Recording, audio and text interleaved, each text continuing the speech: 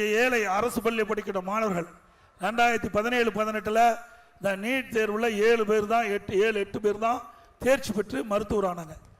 இது ஏழை மாணவர்கள் படிக்கிறாங்க. அதிகமா அரசு பள்ளி படிக்கிற மாணவர்கள் ஏழை மாணவர்கள்.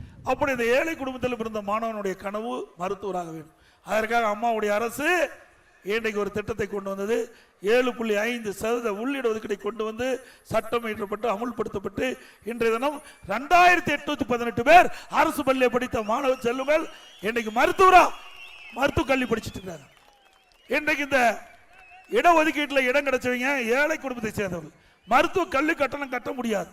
உடனே என்னுடைய கவனத்திற்கு கொண்டு வந்தவுடன் அந்த இடஒதுக்கீட்டில் தேர்வு செய்த அந்த மாணவர்களுக்கு அந்த மருத்துவ கல்வி கட்டணத்தை அரசாங்கமே ஏற்றுக்கொள்ளும் என்று சொல்லி ₹1 செலவு இல்லாம இன்றைக்கு அந்த இடஒதுக்கீட்டில் தேர்வு செய்யப்பட்ட மாணவர்கள் இன்றைக்கு மருத்துவ கல்வியை பயின்று இருக்கிறாங்க. இது அதிமுக ஆட்சியுடைய சாதனை.